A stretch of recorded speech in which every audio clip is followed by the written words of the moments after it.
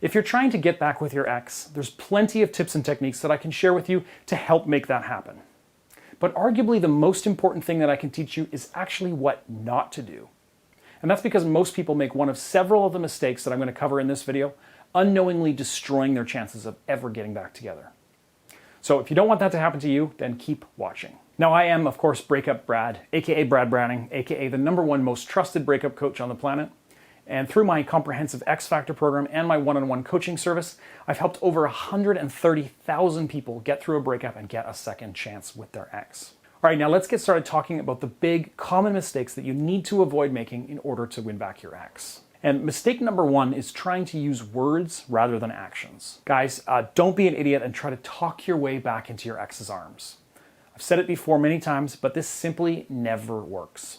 The reality is that after a breakup, most people try to reach out to their partner or their ex and talk to them about the relationship and the breakup. Maybe they're looking for closure, maybe they're trying to convince their ex to give them another chance. Either way, doing that is an absolute 100% guaranteed way to make things worse. You don't want to be talking to your ex at all in the first few weeks after breaking up, even though it may seem like an obvious thing to do at first. Now, even though this is counterintuitive, avoiding any contact with your ex is a must for at least 30 days. Just trust me on this. Even if you think you've got something to say that will change his or her mind, don't talk to your ex for now. For the first while after your breakup, you really want to shock your ex into experiencing how difficult it is to deal with your sudden disappearance.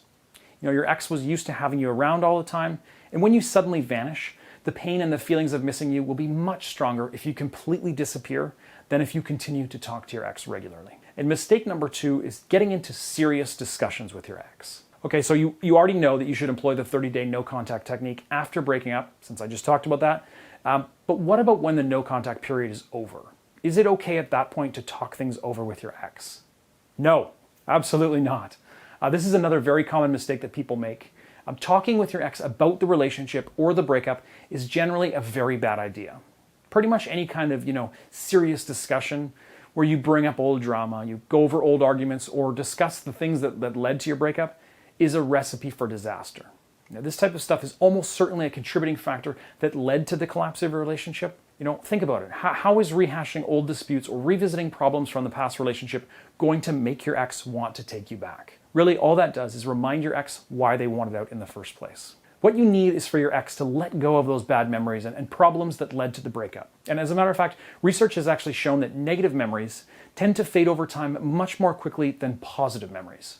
This is just a natural human coping mechanism. And this means that your period of no contact after the breakup can help your ex forget about the negatives and latch onto the more nostalgic and positive memories. Every single time that you talk with your ex about the relationship, or you engage in any kind of bickering, drama, or mind games, you're only digging yourself a deeper hole and making yourself look less attractive in the eyes of your ex. And mistake #3 is begging, pleading, or apologizing over and over again.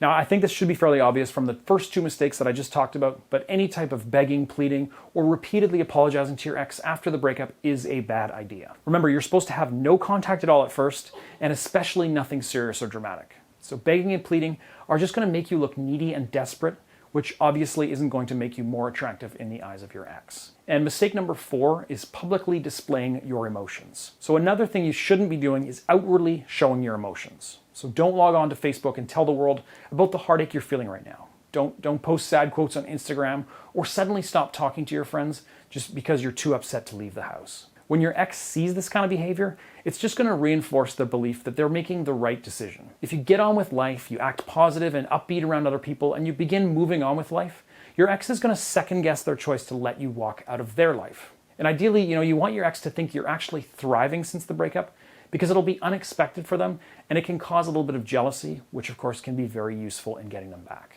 And mistake #5 is thinking you can figure it out on your own. Now, this is a bit of a cheeky one, but it is definitely 100% true. Most people think they're smart enough to win back their ex on their own, or after a quick Google search.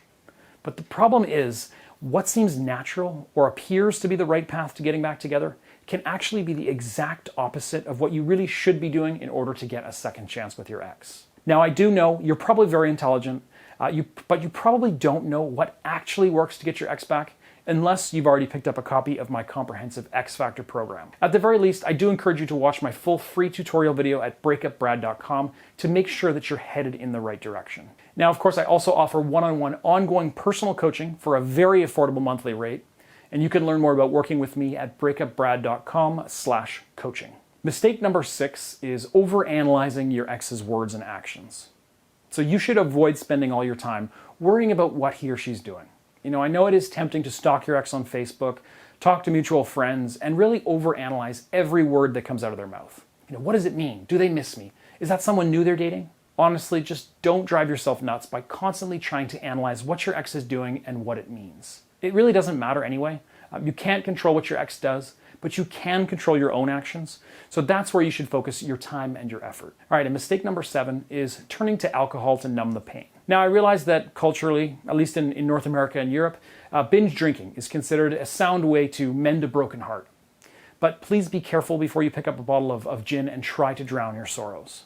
Drinking is actually one of the main causes of people breaking the no-contact rule, which leads them to a continued single life and not mending things with your ex. So when you are upset and you get drunk, you don't have your wits about you, and all the hard work you've put into getting your ex back will often all be for naught. Okay, folks, that's 7 common mistakes that will send your ex running. If you've already made one or several of these mistakes that I've covered just a minute ago, don't panic. Instead, just go to breakupbrad.com/quiz and take my free quiz to see where you stand with your ex right now and find out if you've still got a chance of getting them back. It's a completely free quiz, takes less than 5 minutes to complete, so just head over to breakupbrad.com/quiz right now. And that does it for this video. Thanks for all your likes, your subscribes, and your comments below the video. And until next time, bye for now.